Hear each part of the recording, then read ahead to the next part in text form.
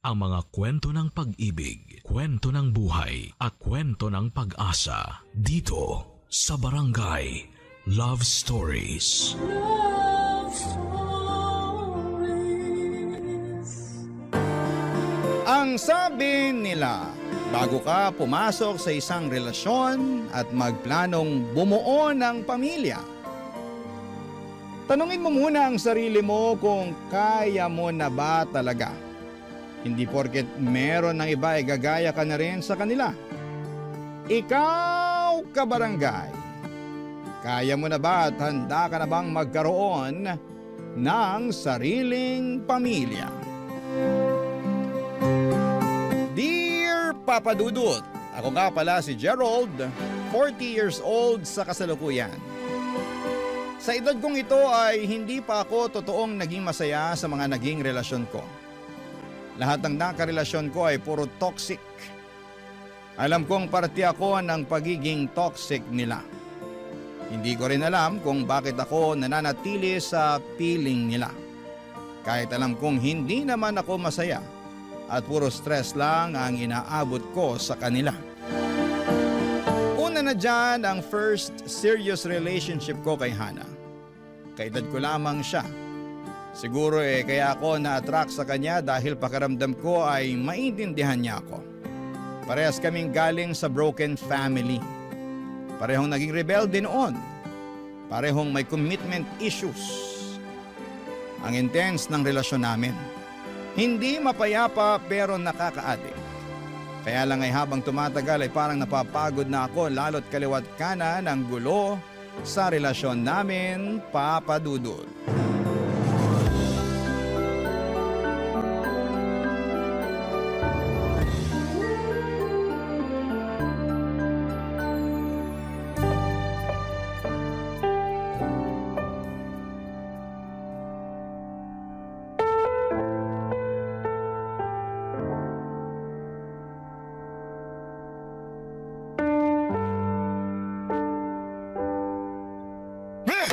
Buwisit na buhay to! Buisit talaga! Buisit ka! Buwisit ka rin! Ako pa yung gaganyanin mo? Ikaw na nga tong mali! Kailan ba ako naging tama sa paningin mo? Ano bang gusto mo? Magpanggap akong tama ang mga mali mo? Puro ka na lang issue, Hana. Walang katapusang issues. Iba ka rin ano? Ako na nga tong napahiya sa sagot mo sa pamilya ko kanina. Tapos ako pa tong masisisi na maraming issues? Ano bang masama sa sinagot ko sa kanila? Nagsabi lang naman ako ng totoo sa hindi pa ako handang pakasalan ka. Hindi pa handa? O hindi ka na talaga magiging handa? Magkaiba kasi yun Heto na naman tayo, heto na naman. Hindi talaga tayo matatapos sa issue na to hanggat hindi nagiging klaro sa akin kung ano bang plano mo sa relasyon natin. Masyado niyo akong kinorner ng pamilya mo para pakasalan ka. Lunod na ako sa mga tanong nila kung kailan tayo magkakaroon ng anak, ano ba? Hindi sana yan magiging problema Kung dinediretso mo ko kung saan ba talaga papunta tong relasyon natin. Gerald, mag-aapat na taon na tayo. Sa 4 na taon na yon, maayos ba tayo? Wala namang perpektong relasyon Alam ko naman yan. Pero sobre na yung katoksikan natin Puro na lang away. Magkakaayos tayo saglit, tapos bukas mag-aaway na naman. Pagod na ako sa ganito, Hana. Tapos ako pa tong may kasalanan kung hindi ako sigurado sa'yo? Hindi ka na sigurado sa akin? Hindi ko alam. Kasi naman, palagi na lang tayo nag-aaway. Hana, mahal kita pero nakakapagod na. Sa tuwing kasama kita, imbis na payapa ang loob ko, palagi na lang ako takot. Takot na baka mamaya may mabuksan ka na namang issue mo sa akin. Aawain mo na naman ako kapag hindi ako nakasagot. Pag ayaw mo naman nasagot ko, mas lalo akong malilintikan sa'yo. Hindi ko na alam kung saan ako lulugar Parehas lang naman tayo Hindi naman sana ako aabot sa pang-uusisa sa mga issue mo kung nararamdaman ko lang na mahal mo ko at ina-assure mo ko na may future tayo. Hana, masyado akong broken na tao, alam mo yan. Pareho tayo, di ba? Kaya nga sana maintindihan mo kung hindi ko kayang mag-commit sa'yo habang buhay kasi hindi ko nga alam ang ginagawa ko sa buhay ko Hindi ko nga alam kung paano aasikasuhin ng sarili ko tapos gusto mo, magpakasal pa tayo at magkaroon ng anak? Hindi na kasi ako bumabata, Gerald. Sana naman maisip mo yun. Naisip ko naman yun. Kaya nga lagi na kitang hinihiwalayan noon para may tsansa ka pang makahanap ng lalaki na magbibigay sa'yo ng kailangan mo. Kasi alam kong hindi ako yun. Oo, pinapalaya mo nga ako noon. Pero ikaw din naman tong bumabalik sa akin kapag nalulungkot ka. Tapos magkakabalikan na naman tayo. Pagiging maayos ulit. Tapos sa makalawa, gulo na naman Pero nakakapagod na. Iyan naman ang sinasabi ko eh. Di ba? Nakakapagod na nga. So ano? Maghihiwalay na naman tayo.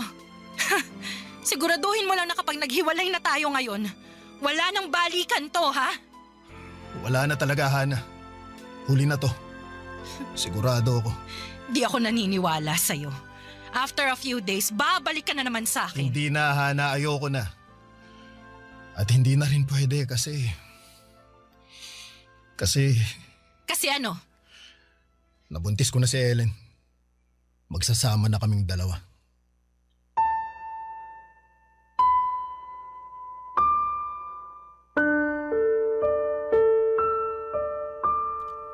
Si Ellen, kaklase ko noong college at naging best friend ko na rin.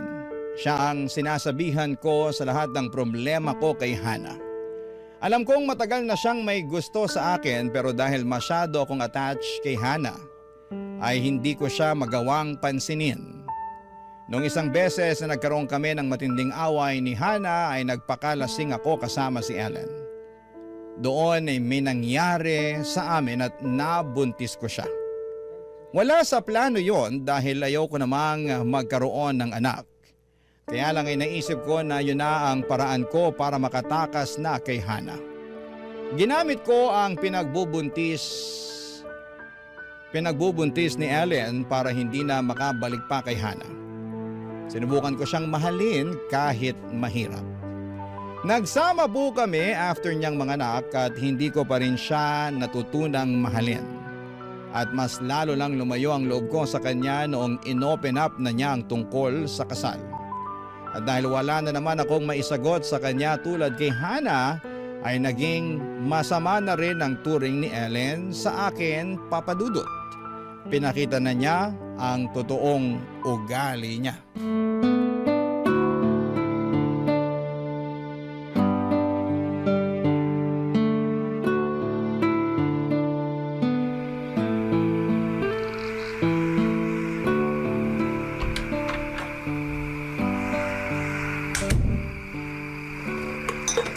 Asan ang anak natin? Nasa kwarto na, natutulog. At iniwan mo siyang mag-isa doon? Tapos ikaw nagiinom ka lang ng alak dito sa sala? Tulog naman kasi siya. Masyado kang praning. Hindi ako praning. Ilang beses mo na siyang iniiwanan sa kwarto ng mag-isa para lang makainom ka ng alak? Bakit, masama bang mag-relax? Hindi na pagre-relax ang ginagawa mo eh. Maya't maya ang paglaklak mo ng alak. Masisisi mo ba ako? Puro na lang problema ang inaabot ko sa mga sermon mo eh. Hindi kita sisermonan kung tama ang ginagawa mo. Kahit naman tama ang ginagawa ko, mali pa rin sa'yo. Ewan ko sa'yo. Alam mo ba kung gaano kahirap sa akin na magtrabaho? Tapos uuwi ako ng bahay, ako pang inaasahan mong mag-alaga sa inyong mag-ama. Oy, bakit mo sinusumbat sa akin yan? Ikaw naman tong nagsabi na tumigil na ako sa trabaho para alagaan ang baby natin, di ba? Kasi sabi mo, mas malaki ang sahod mo kaysa sa akin. Na totoo naman. Ang liit ng sahod mo tapos ayaw mo pang dumiskarte para magkasya yung sahod mo sa ating tatlo? Ang sabihin mo, hindi ka lang marunong makontento. Hindi talaga ako kontento kung yan ang ipapamukha mo sa akin. Akala ko nung una, nung sinabi mo sa akin na wag nang ipalaglag ang anak natin, akala ko naman kakayanin mong buhatin tong pamilyang binuo natin. Pero hanggang salita ka lang pala. Inasa mo pa rin sa akin ang lahat. Sana pala, tinuloy ko na lang yung pagpapalaglag sa anak natin para wala na ako sa sitwasyon na ganito. Ayun! Di lumabas din ang totoo. Ayaw mo talagang magkaroon ng anak. Ikaw din naman, di ba? Ewan ko nga kung anong nakain mo at bakit gusto mong ituloy ko yung pinagbubuntis ko. Teka, parang alam ko na eh. O yan, mag-iimbento ka na naman ng dahilan. Pupuntahan ko na lang anak natin. Tumigil ka na dyan. Hindi ako titigil hanggat hindi natin nakaklaro ang lahat. Ako, Gerald, matagal na ako nagtitimpi sa'yo, ha? O di pues, parehas lang tayo. Wits na. Baka naman pwede ko nang puntahan yung anak natin. Baka tumambling na yun. Kaya mo ako pinilit na buhayin ang anak natin kasi gusto mong makatakas kay Hana. Tama ako, di ba? Kaya pinilit mong makisama sa akin kahit hindi mo naman ako mahal. Para lang makatakas ka sa ex mo. Hindi ko alam ang sinasabi mo. Pwede ba, Gerald? Alam na alam mo kung anong sinasabi ko. Huwag na nga tayong maglokohan dito. Alam mo, Yang commitment issues mo ang sumisira sa'yo at sa mga nagiging relasyon mo eh. Pambihira ko saan na napupunta tong usapang to. Matutulog na ako. Diyan ka magaling. Ang tumakas pag ganito na kabigat ang usapan. Kapag kinukumpronta ka na sa mga bagay na hindi mo kayang harapin. Oo na lang, oo na. Para tumigil ka na. Isa na lang na tanong bago ako tumigil. Mapagod ka naman sa kakatanong, Ellen. Awat na. Mahal mo ba ako? Ano bang klaseng tanong yan? Napakasimpleng tanong, Gerald. Sumagot ka na. Matulog ka na, Ellen. Mahal mo ba ako, Gerald? Hindi. Ayoko nang magpanggap. Inamin ko sa wakas ang katotohanan. Hindi ko talaga kayang mahalin si Ellen. Umiyak siya pagkatapos kong sabihin yon. Nagkulong siya sa kwarto at hindi niya ako pinapasok. Sa sala ako nakatulog, dala na rin ang kalasingan. Pagkagising ko ay nakita ko ang anak namin nasa sahig ng sala natutulog.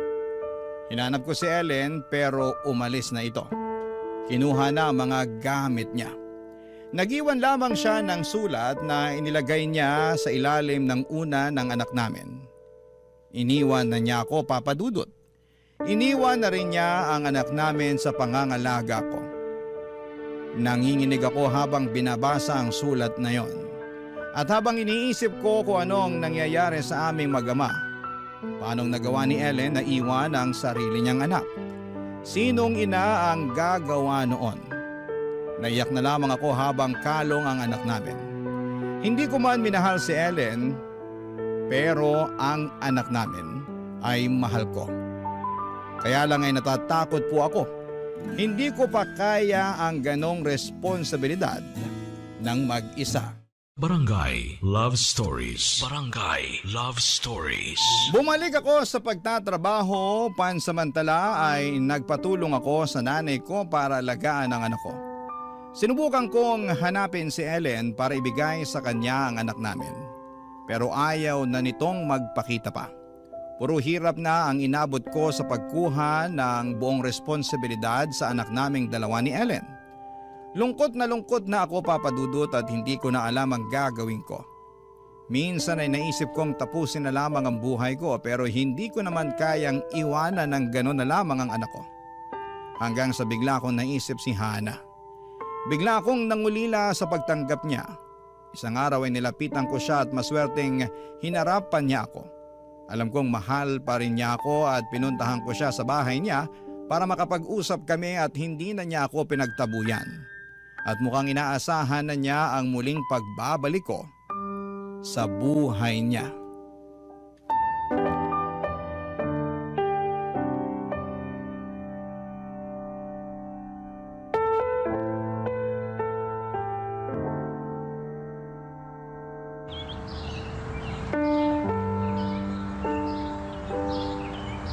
O akala ko hindi mo na ako haharapin.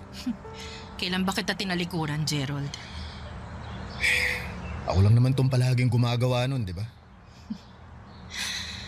Anong kailangan mo? Namimiss mo pa rin ba ako, Hana? Ano bang klaseng tanong yan? Mahal mo pa rin ba ako? Teka, bakit ba ganyan ang mga tanong mo sa akin? Nagtatanong ka kung anong kailangan ko, di ba? Ito na yun. Kailangan ko ng mga sagot mo. Gerald, ipapaalala ko lang sa'yo. Tapos na tayo. Ikaw to nakipaghiwalay sa akin, di ba? Kaya bakit ganyan na naman ang mga tanong mo? Kasi gusto kong bumalik ulit sa'yo. Di totoo naman palang hinala ako. Babalik ka rin sa akin. Ang lakas pa ng loob mo na magsabi no na hindi tayo magkakabalikan. Oh, bakit kinain mo biglang mga sinabi mo, ha? Mahabang kwento. Mahaba rin ang oras ko ngayon. Sabihin mo na kung bakit. Ayun.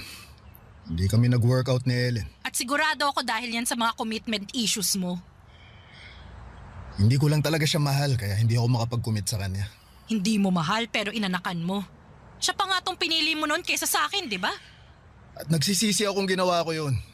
Akala ko kasi iba siya eh. Akala ko maibibigay niya sa akin yung kapayapaan na kailangan ko. Nagkamali ka ng pinili, ganun ba? Oo. Hindi ako nahihiyang aminin yun. Nagsisisi ako na iniwan kita para sa kanya. Oh, ngayon mo lang nakita ang halaga ko. Oo. Oh, sorry talaga. Kung pwede ko lang bawiin yung nangyari noon, hindi ko sana pipiliin si Ellen. O kaya, kung pwede mong bawiin yung nakaraan, sana pinili mong wag maghubad kasama siya. Wala na, nangyari na yun. Huwag na lang natin pag-usapan yun. Diyan ka magaling, Gerald eh. Kapag dehado ka na sa usapan, bigla kang titiklop. Pero kapag gusto mo akong ratratin sa mga isyo ko, G ka. Hana, ayoko na lang din talaga makipagtalo. Tinanggap ko naman na mali ako, di ba? Ano na? Babalikan mo ba ako? Bakit ba parang nagmamadali ka pa? Kasi kailangan ko na ng sagot mo. Para alam ko na kung anong mangyayari sa amin ng anak ko. Anak mo? Nasa yung anak niyo ni Ellen? Oo, iniwan niya sa akin. Hindi ko na nga mahagilap si Ellen eh. Ayaw na talaga niya sa aming mag-ama. At anong inaasahan mo? Na ako ang magiging nanay ng anak mo? Hana, wala na akong ibang nakikitang babae na pwedeng maging nanay ng anak ko kundi ikaw eh. Mahal na mahal kita, Hana. Hindi nagbago yun. Pexman, magulo lang talaga ang utak ko noon kaya nagkamali ako ng desisyon na pakisamahan na lang yung Ellen na yun. Hindi ko alam, Gerald ha. Ang alanganin ng sitwasyon mo. Hindi to alanganin, Hana. Baka ito na yung gustong mangyari ng Diyos. Gusto niyang magkabalikan tayo. Ano ba yan? Pati Diyos dinamay mo. Eh kasi wala naman sana ako sa harapan mo kung hindi ako binulungan ng Diyos na lapitan ka. Maniwala ka. Patawarin na lamang ako ng Diyos sa ginawa ko. Ginamit ko si Lord para lamang makumbinsi si Hana na balikan ako. Effective naman. Dahil doon at sa natitirang pagmamahal niya para sa akin ay nagkabalikan kaming dalawa. Doon ako napanatag at may nakatuwang na ako sa pag-aalaga sa aking anak. Tumira kaming mag-ama sa bahay ni Hana at minahal niya ang anak ko na parang siya talaga ang tunay na ina. Mas naging nanay pa nga si Hana kesa kay Ellen sa anak ko. Doon ko na-realize na tama ang desisyon ko. Sa pagdaan ng mga araw na magkasama kami ni Hana ay payapa naman at hindi na kasing gulo tulad ng dati.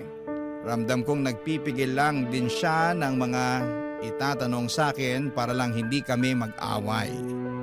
Masaya na akong ganon ang ginagawa niya kasi ayoko rin namang sagutin ang mga katanungan niya. Dahil alam kong ligaw pa ako at hindi ko pa alam kung ano ang dapat sabihin sa kanya. Hanggang isang araw, lumabas na ang totoong mga isyu niya sa akin. Parang bumalik na naman kami sa dating pattern namin, Papa Dudut.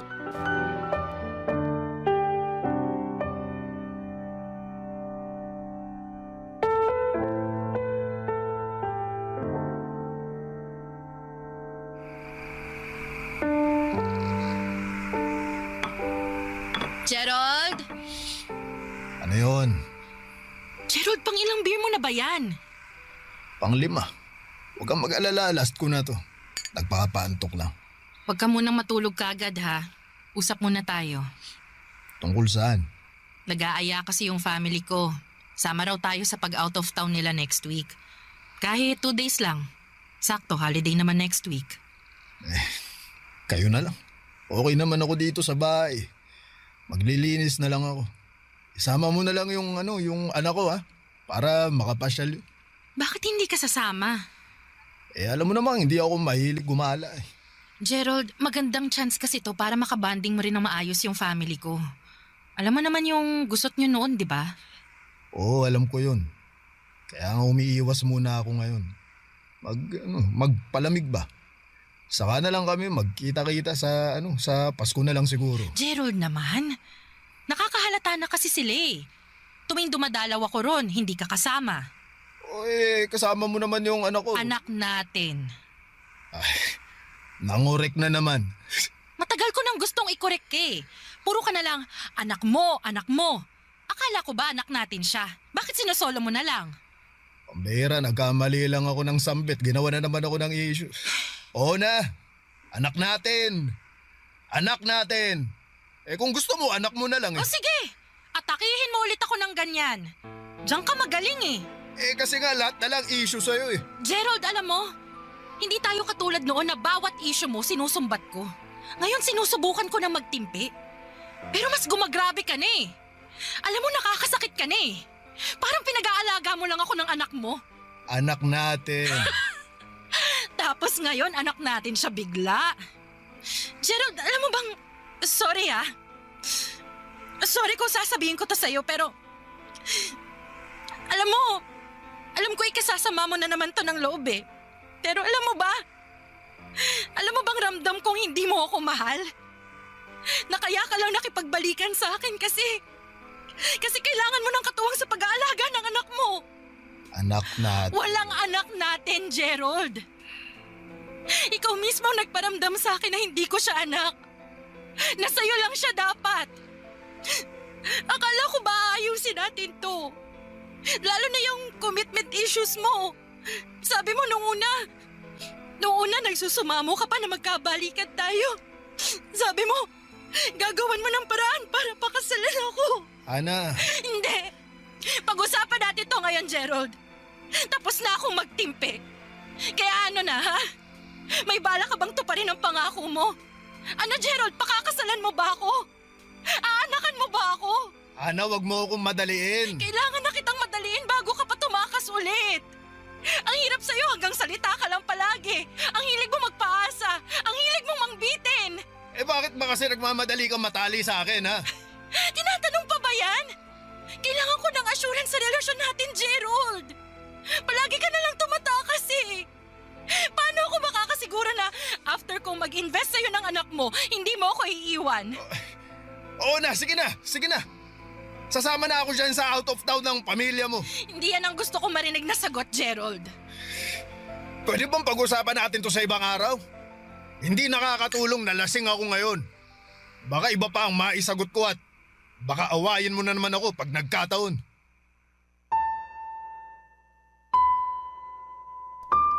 Maswerteng pinakinggan ni Hana ang pakiusap ko. Nilubayan niya ako ng gabing yon at pumasok na siya sa kwarto para asikasuhin ang anak ko. Anak ko. Oo nga no? Bakit ba hindi ko magawang sabihin na anak namin yon ni Hana? Bakit parang pinagdadamot ko sa kanya ang anak ko?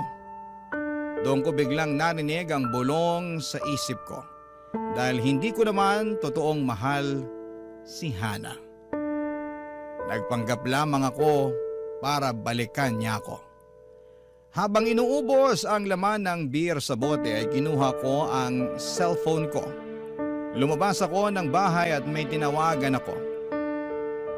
Si Joy, kabit ko. Mas bata siya sa akin ng 5 taon pero kaya niyang unawain ang sitwasyon ko. Open-minded siya at ayos lang sa kanya kung side chick ko siya. Nakwento ko na rin sa kanya ang buhay ko kapag komplikado ang nangyayari sa amin ni Hana ay kay Joy ako tumatawag Papa Dudut. Barangay Love Stories. Barangay Love Stories. Alam ko naman sa sarili ko na may problema ako. Kaya lang ay hindi ko magawang kumprontahin ang sarili ko tungkol doon. Kaya lagi akong nagtatago at lagi akong tumatakas. Maswerte nga na sa pagtakas o pagtakbo ko sa issues ko ay meron akong napupuntahan. Yun na nga si Joy at nakilala ko siya nang minsang makatulog ako sa simbahan. Doon na kami nagkamabutihan at akala ko ay kakaibiganin ko lamang siya pero nakita kong game siya sa lahat. Nagkaroon po kami ng lihim na relasyon ni Joy. Alam niyang nilalapitan ko lamang siya tuwing problemado ako kay Hana. Isyo na raw niya yon. Mahilig siyang dumikit sa mga broken na lalaki. Palibasa, yun na ang pattern niya sa relasyon.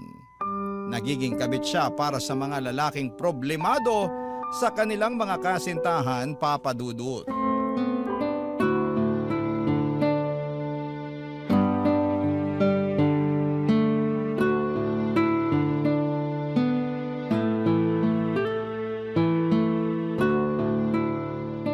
Pasindi nga ng Yossi.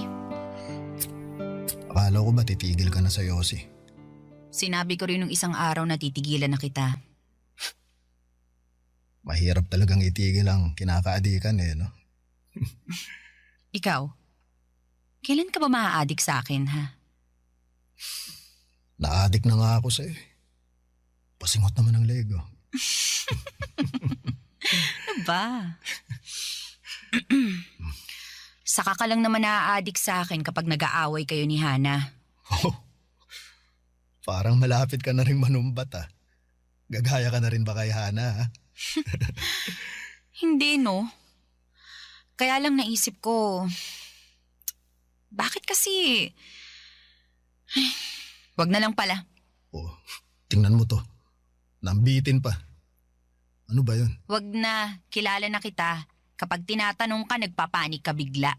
Oh, malay mo naman ngayon. Makasagot na ako. O sige nga. Sagutin mo. Paano kung tayo na lang? Tayo na lang magsama? Oo, Kaya mo bang alagaan ang anak ko? kaya kong magbayad ng yaya para alagaan ang anak mo. Alam mo, kailangan ko ng magiging nanay ng anak ko. Kaya hindi mo maiwan si Hana? Mahal na niya ang anak ko. Mahirap na makahanap ng ganong klaseng babae. Sorry ha, kung hindi mo yan makita sa akin. Oh, teka, baka naman nasaktan na kita dun sa sinabi ko. May kurot, pero alam ko naman tong pinasok ko eh. Huwag kang mag-alala, chill lang ako. Sige, chill ka lang dyan. Kasi may isa pa tayong round bago tayo mag-check out. Ano yun? I-check mo nga, baka room service.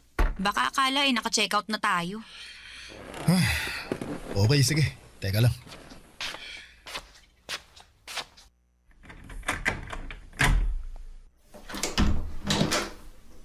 Hello, Gerald. Hana! Hi. Ikaw ba ang kabit ng asawa ko? Hindi naman siguro considered na kabet kung hindi naman kayo kasal, di ba? Hana, magpapaliwanag ako. Hindi na kailangan magpaliwanag, Gerald. Huling-huli ka na. Kahit anong sabihin mo, hindi ka na makakalusot. Hihingi lang ako ng sorry. Hindi naman kailangan ng sorry ni Hana. Tignan mo nga oh, chill lang siya. Magpasalamat ka at pinili kong kumalma ngayon. Kapag nagalit ako, ubus ang buhok mo. O di sige magalit ka. Para magkaalaman na kung effective yung anti-hair fall shampoo ko. Joy, tumigil ka na. Ikaw ang tumigil, Gerald. Ikaw naman, umuwi ka na. Pag-usapan na lang natin to sa bahay. Oo nga girl, umuwi ka na. Kasi may isa pa kaming round bago mag-check out. Dali, alis na! Kinagalit niyo talaga ako, ha? Ngayon, galit na talaga ako! Tama na! Hoy! Joy! Tama na! Ano ba? Huwag dito!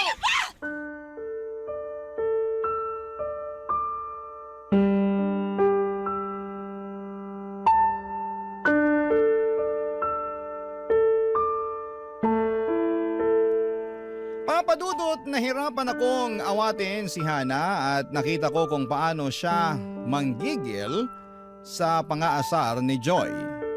Mabuti na lamang at umawat na rin ang ibang mga hotel staff. Nagmadaling umalis si Hana at naiwan kami sa kwarto ni Joy nang hindi nag-iimikan. Nagpa-extend ako ng 1 oras noon para makapag-relax muna bago ko harapin si Hana. Alam kong sa pag-uwi ko ay may kailangan ng maganap. Pagka-uwi ko ng bahay ay wala roon ang anak ko at ibinigay pala muna ni Hana sa nanay ko para alagaan. Kasi noong mga oras na yon ay nag-iimpake na si Hana. Apartment naman niya yon pero mas pinili niyang siya na lamang ang umalis. Siguro ay awa na lang para sa anak ko. Mahal na rin niya ang anak ko. Yon ang pasimpleng paraan niya para ipakita sa huling pagkakataon ang pagmamahal niya sa anak ko.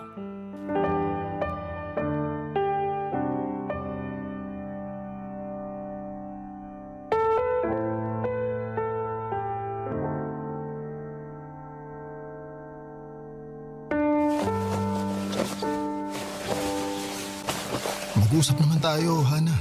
Wala na tayong dapat pag-usapan. Marami. Paano yan?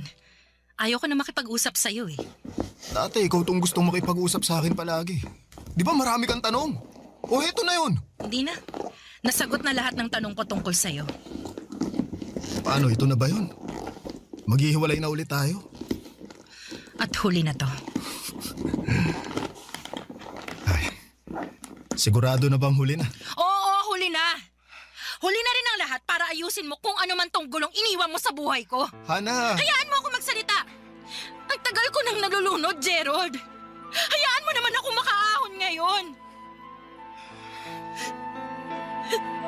Hana, sorry talaga. Dapat ka lang mag-sorry. Ang dami mong hassle na ginawa sa buhay ko, Gerald. Mula umpisa, wala kang inambag kundi sama ng loob. Dahil sa'yo madalas ako nag-overthink. Lagi kong pinagdududaan yung sarili ko. Dahil sa takot mong mag-commit, tinatanong ko na tuloy yung sarili ko. Hindi na ba talaga ako kamahal-mahal? Bakit ayaw mo mag-commit sa akin? Bakit ayaw mo akong pakasalan? Bakit ayaw mo akong anakan? Hana, tama na. Hindi ikaw ang problema. Alam ko! Dahil ikaw ang problema dito, Gerald. Ikaw at yung mga commitment issue mo. Isama mo na rin yung patterns mo. Paulit-ulit ka. Sa tuwing mapapalapit ka sa isang babae, bigla kang kakabig. Bigla kang matatakot. Bigla kang aatras. Bigla kang hahanap ng dahilan para sirain yung relasyon mo kahit gaano pa yung kaganda. Bakit ba palagi kang umaatras kapag may nagmamahal sa'yo? Alam mo naman ang sagot ko dyan, di ba? Alam ko. Pero mas payapa yung loob ko kapag ikaw na mismo ang sasagot. Hana, sinubukan ko naman talaga na mahalin ka ulit eh. Sabi ko na eh. Di mo naman talaga ako mahal. Pasensya ka na kung nadamay kita sa takot ko na alagaang mag-isa yung anak ko. Oo, aaminin ko, nagpanggap akong mahal pa rin kita para bumalik ka sa akin. Kasi kailangan ko ng tulong mo eh. Sabi ko naman sa sarili ko, aaralin ko ulit na mahalin ka. Naisip ko, hindi naman na siguro ganun kahirap yun kasi minahal na rin naman kita noon, di ba? Pero nagkamali ako. Hindi pala madali. Hindi ko na alam ang isasagot sa'yo. Wala na akong lakas makipagtalo sa'yo. Pasensya ka na talaga, Hana. Dinamay kita sa mga issue ko. Hindi ko naman sinadyang saktan ka. Hindi sinasadya. Nang nagpanggap kang mahal mo ko. Alam mo, masasaktan ako kapag nalaman ko ang totoo, di ba? Wala naman kasi akong balak na ipaalam sa'yo na hindi kita mahal eh. Nabulilyaso lang ngayon, kaya... Pwede ba, Gerald? Huwag ka na magsalita. Mas pinapalala mo lang yung galit ko sa'yo eh. Hana, sorry. Goodbye, Gerald. Ipagdadasal ko na lang palagi na sana mahanap mo ang sarili mo. Na sana maayos mo lahat ng issues mo. Para hindi ka na nakakasira ng buhay ng ibang tao. Pagdasal mo rin ako, ha? Ikaw pwede. Na sana tulungan ako ng Diyos na makalayo sa'yo. Ipagdasal mo na huwag na tayong magkikita ulit. Kasi Gerald, hindi ko nakakayanin pa kung makikipagkita ka ulit sa akin. Sorry, Hana. Alagaan mo ang anak mo. Huwag na huwag mong hahayaang magaya siya sa'yo. At huwag kang mag-alala. Isasama ko sa mga panalangin ko na sana hindi siya makatagpo ng tulad mo balang araw. Dahil sigurado ako, Gerald, hindi mo makakayanan na makita ang anak mong umiiyak dahil nakatagpo siya ng tulad mo. Hindi ko na pinigilan si Hana, Papa Dudut. Hinayaan ko siyang makalabas ng pintuan. Sobrang mali na kung hahabulin ko pa siya at hihingin ang ikalawang tsansa. Makalipas ang ilang sandali ay dinampot ko ang cellphone ko at tinawagan ko ang nanay ko para kunin ang anak ko. Pagkatapos noon ay tinawagan ko naman si Joy. Tuwang-tuwa si Joy na nakausap ako. Lalo na noong nabalitaan niyang hiwalay na kami ni Hana. Pero hindi siya natuwa nang sabihin ko sa kanya na tapos na kaming dalawa. Hindi niya inaasahan na tatapusin ko na lamang ang ugnayan namin gayong malaya naman ako. Hindi ko na pinaliwanag sa kanya kung bakit. Kailangan kong mapag-isa at matutunang asikasuhin ang responsibilidad ko sa anak ko. Wala akong ibang dapat na asahan kundi ang sarili ko. Tama si Hana. Hindi ko kakayanin ang pagdating ng araw na katulad ko ang makilala ng anak ko. Hindi ko siya kayang makitang masaktan. Kaya ngayon pa lamang ay kailangan ko nang ayusin ang sarili ko para maging mabuting magulang at ehemplo sa anak ko. Hanggang dito na lamang po ang aking liham. Maraming salamat po, Papa Dudut. Ang inyong kapuso at kabarangay forever, Gerald. Kwentuhan naman tayo dito sa comment section. Ang mga kwento ng pag-ibig, kwento ng buhay at kwento ng pag-asa dito sa Barangay Love Stories. Love Stories. Importante sa buhay na marunong kang kumilatis ng tao na pakikisamahan mo. Dahil meron na sa una lamang magaling pero sa uli ay iiwanan ka rin. Ikaw, kabarangay, marunong ka bang kumilatis ng tao? Dear Papa Dudut, magandang tanghali sa inyo at sa mga kabarangay natin na avid listener ng Barangay Love Stories. Ako nga pala si Milet, hindi ko tunay na pangalan. 35 anyos na ako sa ngayon at isang housewife na nakatira dito sa Bulacan. Panati ko na ako ng programa ninyo sa radyo, ang boses ni Papa Dudut, ang kasalo ko. Tuwing tanghalian at wala akong pinapalagpas na episode ninyo sa radyo maano online. Sa katunayan ay nakikinig na rin po kami araw-araw at bigla akong naisip na magpadala ng sulat sa inyong istasyon. Magsisimula ang lahat noong kabataan ko, Papa Dudut. Lumaki ako na binubuhay ng isang single parent. Ang tatay ko na lamang ang kasama namin ang 3 ko pang nakababatang kapatid. Maaga kasing nawala si nanay. Buhay pa naman siya, nanlalaki lang. Kaya nga simula noon ay tinuong ko na lamang sa pag-aaral ang atensyon ko. Mapangarapin din po akong klase ng tao, Papa Dudut. At wala akong ibang hangad, kundi ang matulungan ang kaisa-isang magulang namin at makabawi sa kanya.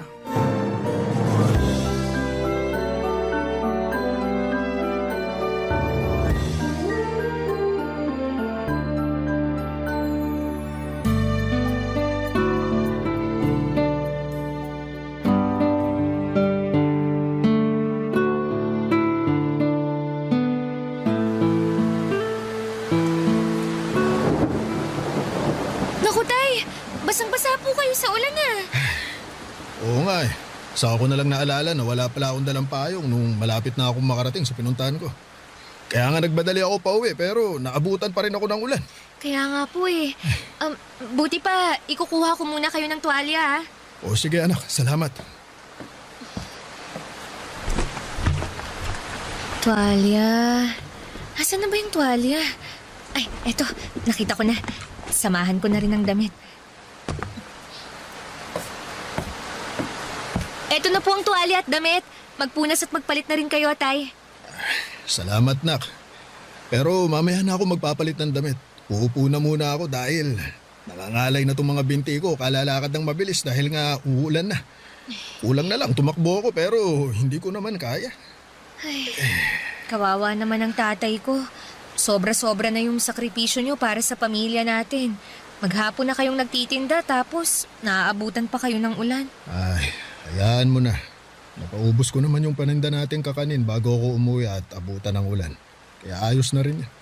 Hindi po ayos yun dahil baka magkasakit kayo. Hindi ako magkakasakit. Malakas yata itong tatay mo. Saka kung pakiramdam ko magkakasakit na ako, uunahan ko na ng pahinga. Huwag ka nga mag-alala sa akin, anak. Kaya ko naman eh. Saka masaya ako na nagsasakripisyo para sa inyong magkakapatid. Hayaan mo, Tay. Kapag nakapagtapos ako hinding-hindi ko na po kayo pagtatrabahuhin. Anong ibig mo sabihin? Kasi po, ako na po ang magtatrabaho para sa pamilya natin. Uy, Maliliit pa ang mga kapatid mo, Milet. Nag-aaral pa sila. Baka mahirapan ka pag sinulo mo ang pagtatrabaho para sa pamilya natin. Saka hindi pa naman ako ganun katanda. 45 pa lang naman ang tatay mo. Kaya ko pang magtrabaho para tulungan ka. Ang akin lang naman po, baka napapagod na kayo sa pagtatrabaho. Kasi simula nung iniwan tayo ni nanay, kayo na ang tumayong nanay at tatay namin. Oo, totoo na napapagod ako sa trabaho. Pero hindi ako napapagod sa pagiging tatay at nanay sa inyong magkakapatid. Sa katunayan, kayo ng mga kapatid mo ang inspirasyon ko. Kaya ako nagsisikap at nagpapatuloy sa buhay. Oo, malaking kakulangan ang pagkawala ng nanay niyo dahil nawala na rin ako ng katuwang sa pagtataguyod sa inyo. Pero aanhin ko naman ang isang tao na walang ginawang matino at panay pasakit lang sa damdamin ko, di ba? Buti pa, sumama na lang siya sa lalaki niya. Ang mahalaga sa akin, magkakasama tayo. Kaya bilib na bilib po ako sa inyo eh. Ha? Bakit naman? Kasi ang tapang-tapang niyo po. Biruin niyo, kinaya niyo na nga na itaguyod kami tapos kinaya niyo pa na ibigay sa iba si nanay. Siya naman ang may gusto nun dahil hindi siya marunong makontento sa pamilya natin. Saka ilang beses na akong nasaktan sa panluloko niya. Naisip ko na panahon na para palayain ko siya. O edi gumaan-gaan ang damdamin ko nung ginawa ko yon. Para akong nabunutan ng tinik sa lalamunan. Hoy, kaya ikaw, Milet. Huwag kang manatili sa isang relasyon kapag kaugali ng nanay mo yung lalaki, ha? Pero sana matinong lalaki ang matagpuan mo balang araw. Yung hindi ka sasaktan o lolokohin. Sa halip, mamahalin ka ng tapat at paninindigan ka. Papadudot inspirasyon ko ang tatay ko at ang munti naming pamilya kaya nagsikap akong makapagtapos ng pag-aaral. Hindi nagtagal ay natupad ko yon at agad akong naghanap ng mapapasukang trabaho. Kung ang iba kong kaklase ay mas piniling magpahinga muna ng ilang buwan. Pagkatapos ng graduation ay ibahin niyo po ako. 2 buwan bago ako makapagtapos ay nag-job hunting na ako, Papadudot. Hindi nagtagal ay dinala ako ng aking kapalaran sa Maynila kung saan ay nakapasok ako sa isang pribadong kumpanya. Magkahalong kaba at excitement ang namutawi sa akin ng mga panahong yon. Kaba dahil aminado akong limitado pa lamang ang nalalaman ko sa bagong mundo na pinasok ko. At excitement na matuto. Naniniwala kasi ako na hindi lang sa eskwelahan natututo ang isang tao. At sa unang araw ko nga sa trabaho ay nakilala ko si Paulo, Papadudot.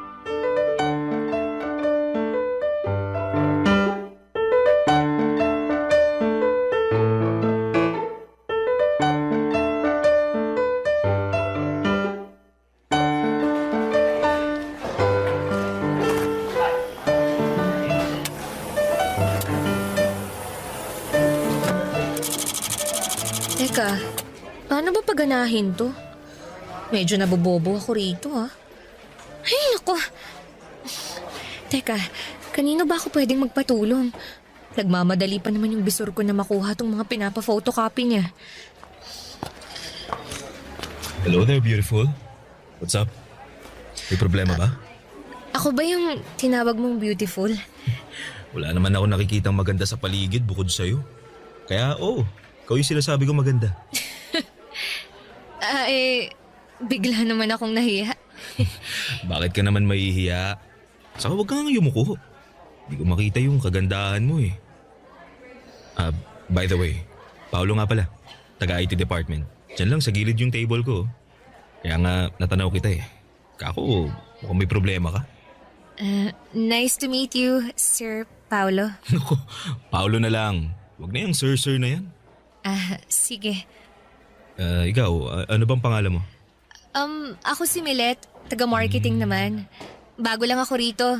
Unang araw ko pang hala ngayon eh. At tama ka, dahil namumroblema na ako dito sa photocopy machine na to. Ayun, hindi ko kasi alam kung paano ko to gamitin eh. Sana hindi mo ko husgahan at sabihang taga-ibang planeta ha. Bakit ko naman sasabihin yun eh? Nakakalito naman talagang gamitin yan. Saka, unang araw mo pa lang. Normal yun. makakapag-adjust ka rin. Buti pa, turuan na lang kita kung paano gamitin yan, okay? Akin na. Akin na yung ipo-photocopy mo. Ayan. Salamat. Ganito lang gagawin mo. Lagay mo tong papel dito sa feeder. Tapos, check mo muna kung may papel sa tray para sa pagkokopyahan mo. Meron naman. Nilagyan ko na kanina. Okay yan. Tapos, iset up mo na yung size dito sa screen. Yan ang hindi ko alam. Okay lang yan. At least ngayon alam mo na. Oo nga eh. Salamat Wala nga naman. Pagkatapos mong iset up, pwede mo nang pindutin dito para mag-photocopy na. Yan. Wow, ganun lang pala yun. Ang galing Oo, automatic na yan. Di mo na kailangan isa-isahin kasi mas matagal yun. Siguruhin mo lang na walang staple wire yung mga papel mo kasi kakainin yan. Matatagalan ka. Noted. Ayan, tapos na. Grabe, ganun lang pala yun kadali. Salamat talaga Wala yun. Pero tinandaan mo ba yung mga tinuro ko? Oo naman. Para sa susunod hindi na ako mahihirapan. Pag nahirapan ka, pwede mo naman akong istorbohin dun sa table ko para magpatulong. Naku, nakakahiya naman sa'yo. Huwag kang mahiya kasi trabaho ko naman yun. Saka, masaya ako na tumulong sa mga magagandang babae na kagaya mo. Naku, binobola mo lang yata ako Uy, hindi ako bolero Nagsasabi lang ako ng totoo. Malapit na palang mag-lunch. May kasabay ka na bang kumain? Wala pa nga Wala pa rin kasi akong kakilala rito. Meron na. Gusto mo, magpakilala ulit ako sa'yo? Hindi na kailangan. Kilala na kita, no? Kung ganun, pwede ba kitang yayain mag-lunch? Wala rin kasi akong kasabay Saka kung ayos lang sa'yo, syempre. Ayos lang naman. Yun. Yan, may kasabay na ako. Hintayin na lang kita sa kantin mamaya Sige. Ibigay ko lang tong mga papeles na to sa bisor ko. Papadudot, gwapo, matangkad, matangos, ang ilong, maputi at makinis ang balat. Ganyan ko po ilalarawan si Paulo. Para siyang anghel na bumagsak sa lupa dahil tinulungan niya ako noong unang araw ko sa trabaho. Taga-IT department siya samantalang ako ay nasa marketing. Pero hindi siya nagatubili na dayuhin ako upang tulungan kapag may kailangan. Lalo na nga sa computer at office equipment na hindi ko alam gamitin. Bukod sa mga pisikal niyang katangian, palakaibigan din si Paulo. Palangiti rin siya, bagay na kinatuwa ko ng husto sa kanya. Palatawa at makuwento. Mas matanda sa akin si Paulo ng 6 na taon. 28 years old na siya at ako naman ay 22 years old.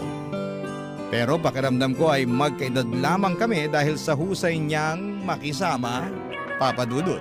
Barangay Love Stories. Barangay Love Stories. Papa Dudut, naging regular employee ako sa paglipas ng 6 na buwan. Kaya naman masayang masaya ako. Unti-unti ay naka-adapt ako sa buhay sa opisina. Hindi na ako yung dating tatanga-tangang empleyado sa unang araw ng trabaho. Marami na rin akong nakilala at naging kaibigan, lalo na sa department na kinabibilangan ko. Pero kung may higit akong dapat pasalamatan, yun ay walang iba kundi si Paulo. Simula kasi noong unang araw ko hanggang sa maregular na ako ay nasa tabi ko lamang siya. Sumusuporta at nagpapagaan ng buhay ko sa opisina. Naging mabuting kaibigan at katrabaho ko rin siya, Papa Dudut. Hindi nagtagal ay lumalim ang pagkakaibigan namin hanggang sa nagtapat siya ng nararamdaman niya sa akin. Pumayag akong ligawan niya. Pero nakarating sa akin ang usap-usapan na may pagkababaero daw si Paulo. Noong una ay hindi ko yon pinansin hanggang sa unti-unti ko nang napatunayan na totoo ang mga sinasabi nila.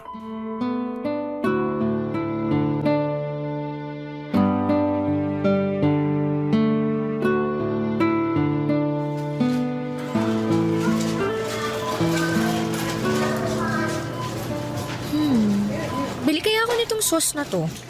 Sabi ni tatay, masarap daw to kasi napanood niya sa TV. Sige, bilhin ko na nga. Tapos ano pa nga bang kulang? Ay, teka. Kuha na rin ako ng mga delata para may stock sa bahay. Sumipa si baby?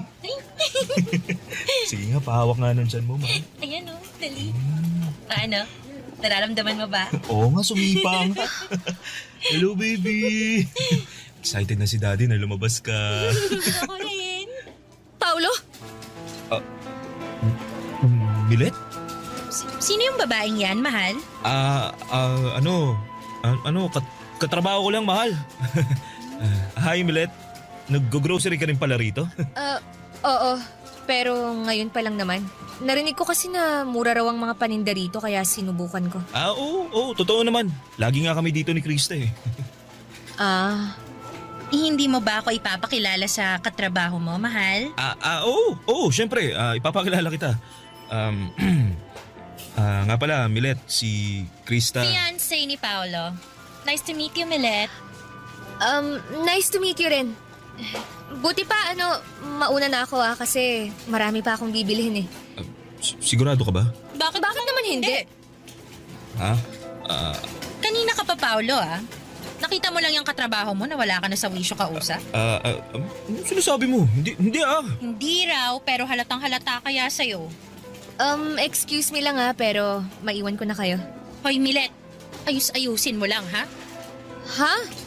Ano nga ayusin ko? Yung buhay mo. Kung ayaw mo ng gulo, layuan mo si Paolo. Teka nga! Teka, Krista. Wala namang ginagawang masama si Milet, kaya wag mo na siyang awayin, mahal. Buti pa, pumunta na tayo dun sa cashier. Magbayad na tayo ng mga pinamili natin, ha? Bakit tayo magbabayad hindi pa nga tayo tapos mamili?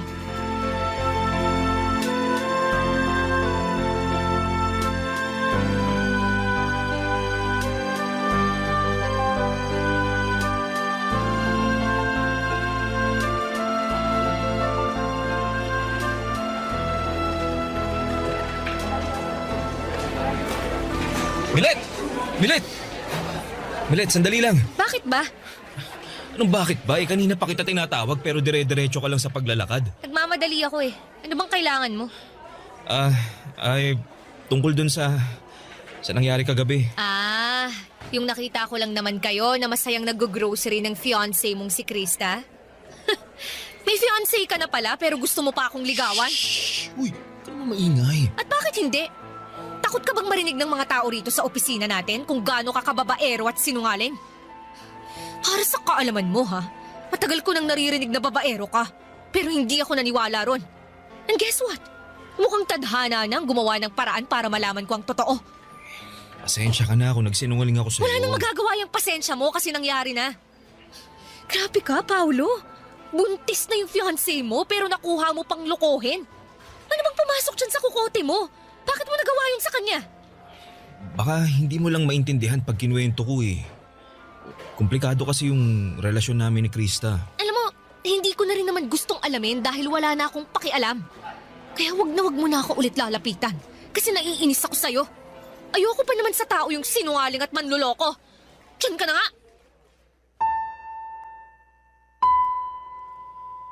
Papadudot, hindi ako makapaniwala sa natuklasan ko tungkol kay Paolo. At kahit na nga humingi na siya ng pasensya sa akin ay wala na ring magagawa yon. Dahil nasaktan ako ng husto. Nagugustuhan ko pa naman siya noon at nagbabalak ng sagutin pero buti na lamang at nalaman ko ang katotohanan bago pa man mangyari ang bagay na yon. Simula noon ay iniwasan ko na si Paolo lalo na pag nagkikita kami sa opisina. Hanggat maaari ay ayoko siyang tignan sa mga mata. Naiilang kasi ako at nasasaktan. Oo, hindi naman naging kami pero nagsinungaling pa rin siya sa akin. Kaya nga malaki rin ang panghihinayang ko sa aming pagkakaibigan na sinayang lamang ng pagiging maharot niya. Mabilis na lumipas ang isang buwan at akala ko ay hindi ko kayang mag-move on kay Paolo. Lalo at magkatrabaho kami. Pero nakakausad naman ako. Kaya lang bigla na naman niya ulit akong ginulo. Papadudot.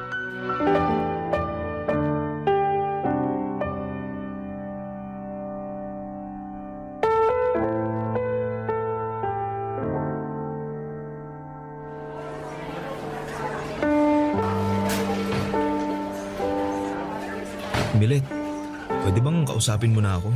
Kinakausap naman kita. Oo nga, pero tungkol lang sa trabaho. Ano pa bang pag-uusapan natin bukod sa trabaho? Wala naman na, di ba? Meron kasing... Kasi ano eh... Ano? Kasi... Hiwalay na kami ni Krista. Ano? Matagal ko na talaga siyang gustong hiwalayan pero... Hindi ko magawa dahil nga magkaka-baby na kami. Hindi ko naman talaga siya mahal eh. Masyado kong nasasakal sa kanya. Napaka-control freak nun. Pero nakiusap siya sa akin na aayusin namin ang relasyon namin. Magbabago raw siya kaya nagstay ako alang-alang sa baby namin. Sinubukan ko naman na maging okay kami pero wala. Wala na talaga akong nararamdaman sa kanya. Hindi yan ang nakita at narinig ko dun sa grocery. Ang sabi mo, excited ka nang lumabas ang baby niyo ni Krista. Tapos bigla mo akong lilinyahan ng ganyan, ha? Tsaka bakit mo ba sinasabi sa akin ang bagay na yan? Wala naman akong pakialam dun.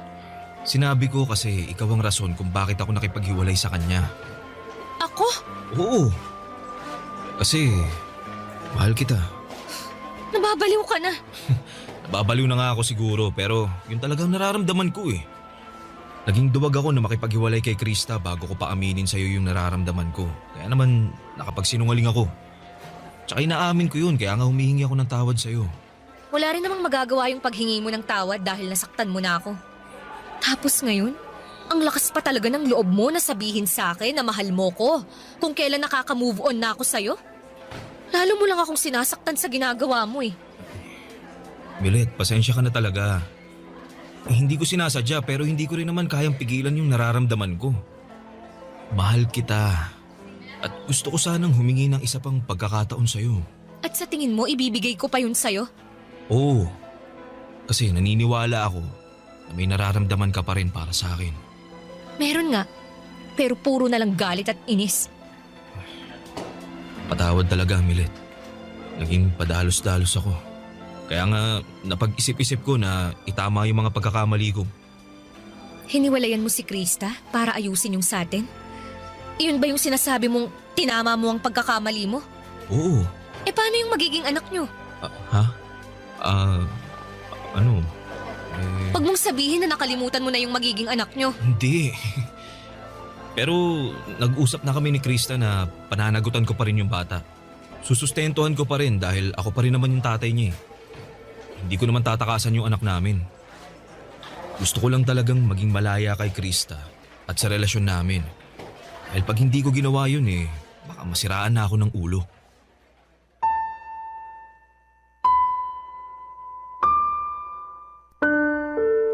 Papa Dudut, tawagin niyo na akong tanga, bobo, lukaret at uto-uto. Pero wala na akong pakialam pa. Kahit na anong gawin kong pagmamatigas ng puso, ay naapektuhan pa rin ako sa hiwalayan ni na Paulo at Krista. Kaya hindi ko na napigilan na i-comfort siya. Doon ko napatunayan na may pakialam pa rin ako kay Paulo.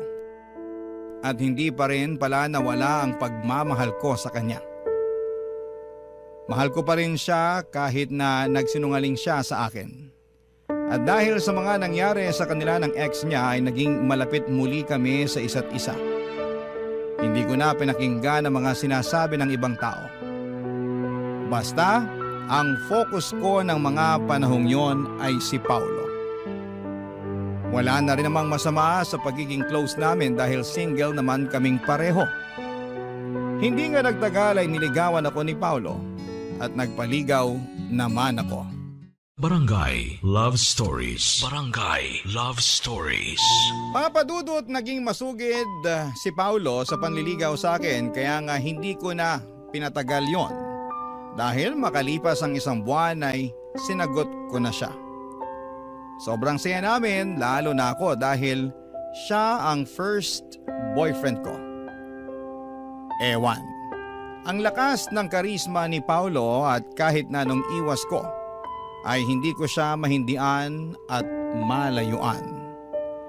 Naisip ko na baka sign na rin yon ng universe na magka-boyfriend na ako dahil masyado akong focus sa pag-aaral nung estudyante pa lamang ako. Up to the point na kinalimutan ko nang lumandi. Kaya nga pinagbigyan ko na ang sarili ko na maging masaya sa relasyon namin ni Paulo. Lalo na at pinakita at pinaramdam niya sa akin kung gaano niya ako kamahal. Ang isang bagay lang na hindi ko gusto ay yung ilang beses niya akong pinilit na may mangyari sa amin.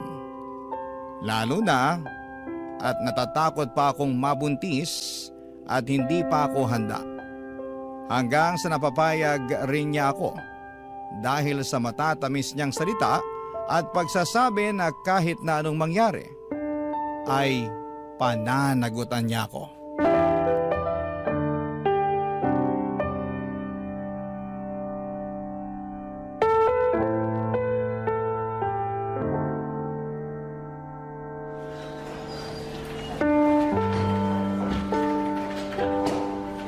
Paolo, may sasabihin ako sa'yo. Ano ba yun?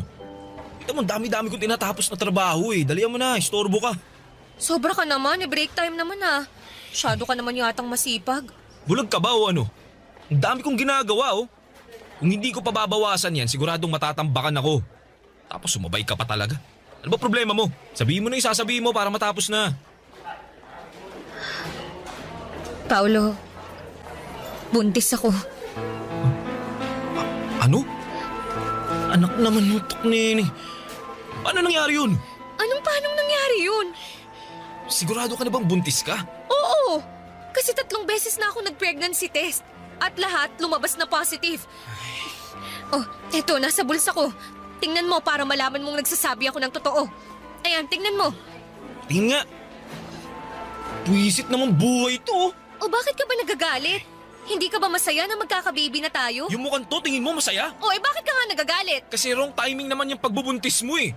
Ang dami-dami ko ng problema, dumagdag ka pa. Kasalanan ko ba yun? Ikaw naman yung bumuntis sa akin, ha? Sabihin mo hindi. Di ka ba nakikinig? Ang dami-dami ko ng problema, gusto mo isa-isahin ko pa sa'yo? Tingin mo, paano ko susuportahan yung 2 bata? Sige nga, hirap na nga ako dun kay Krista dahil napaka-demanding tapos dumagdag ka pa talaga. Sobra ka naman sa akin. Hindi ko rin naman to ginusto. Nagtiwala lang naman ako sa'yo kaya nagawa kong ibigay ang sarili ko ng buong buo. Alam mo ano magandang gawin? Palaglag na lang natin yung bata. Anong sinabi mo? Milit naman eh. Bingi ka ba o ano? Kakainis ka, paulit-ulit tayo. Sabi ko, ipalaglag natin yung baby dyan sa tiyan mo. Total, di pa rin naman tayo handang maging magulang eh. Nasisiraan ka na ba ng ulo? Basta, hindi ko pa nahanagutan yung nasa sinapupunan mo. Ayoko sa batang yan. At kung ipipilit mo pa rin sa akin, mabuti pa maghiwalay na lang tayo. Sige, mamili ka. Ako o yung pinagbubuntis mo.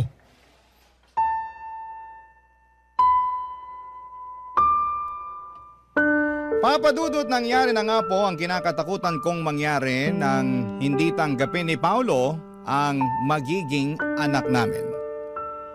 Para po akong binuhusan ng malamig na tubig na may isang katutak na yelo kaya nagising ako bigla sa katotohanan. Na nagsinungaling na naman sa akin ang nobyo ko. At ngayon ay pakiramdam ko ay malaki ang natalo sa akin dahil nga sa nabuntis niya ako.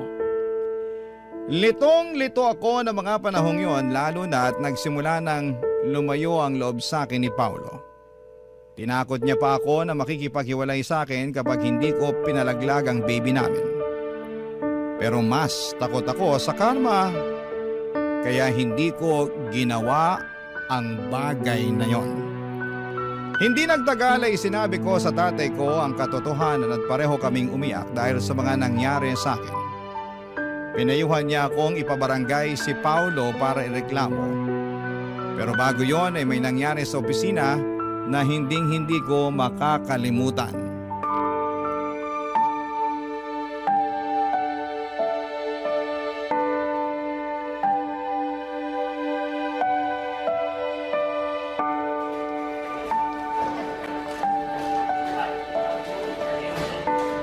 Krista, anong ginagawa mo rito sa opisina namin? Ikaw talagang pinunta ko rito dahil nang gigigil ako sa'yong malandi ka. Ano ba sa tingin mong ginagawa mo? Ano pa? di tinuturuan ng leksyon ng mga katulad mong higad! Ahas! Ano bang kasalanan ko sa'yo, ha? Malaki! Dahil inagaw mo lang naman sa akin si Paolo! Wala akong inaagaw sa'yo! Hiwalay na kayo ni Paolo, di ba? Oo! At dahil yun sa'yo, nung nalaman ko yun, wala akong ibang naisip kundi ang saktan ka! At wala akong paki kung mapatay pa kita! Krista! Gret! dapat lang naman yan sa babaeng yan! Pwede ba, Krista? Tapos na tayo. Alubayan mo na ako. Lubayan? Magkakababy na tayo, di ba? Hindi na ba talaga natin pwedeng ayusin ang relasyon natin? Nag-usap na tayo. Wala nang pag-asa na maayos ang relasyon natin. Walang pag-asa dahil sa babaeng yan! Oo!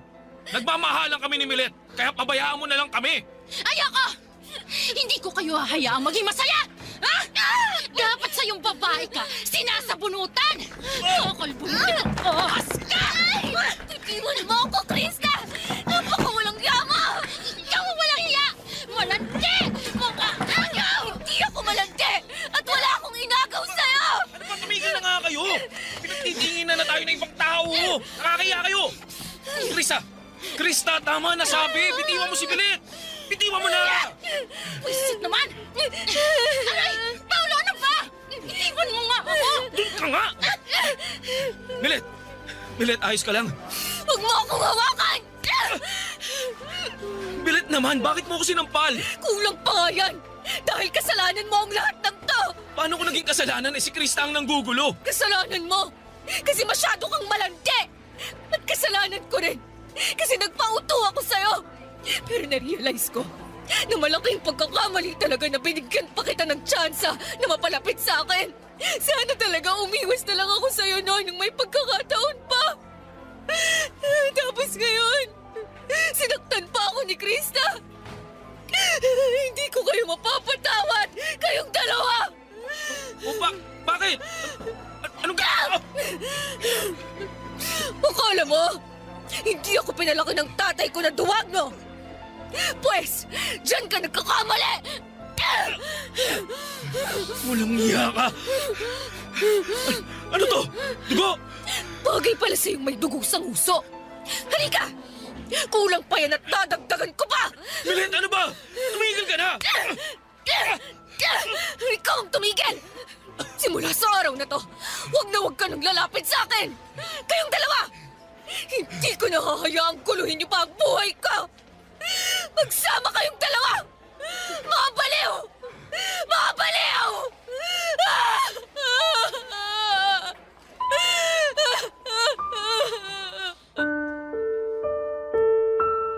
Papa Dudut, hindi ko na nagawang paguntugin ang ulo ni na Paulo at Krista dahil may mga dumating ng security guard para umawat sa amin.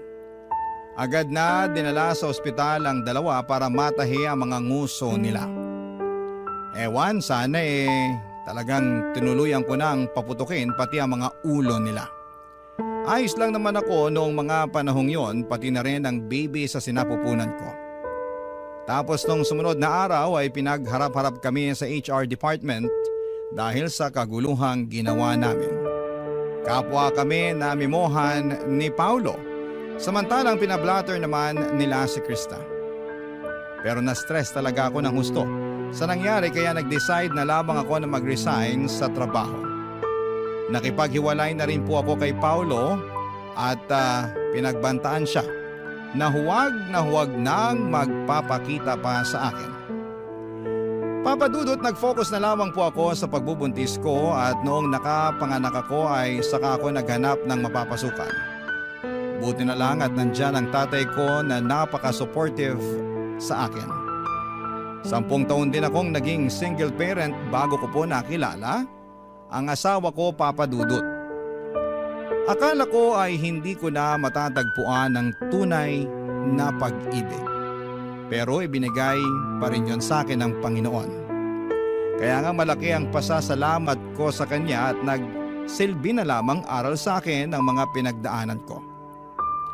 Sa kasalukuyan ay happily married na po ako sa mabait at responsable kong asawa. Tanggap niya ang anak namin kaya naman masayang masaya ako. Hanggang dito na lamang po ang sulat ko, Papa Dudut. Maraming salamat po sa pagbasa ng aking liham. God bless.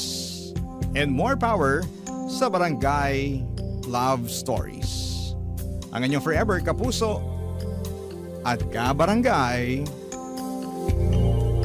Milet. Uy, kabarangay! Agree ka ba sa ending ng ating Barangay Love Stories na ito? i-share mo na ang feelings mo sa ating comment section.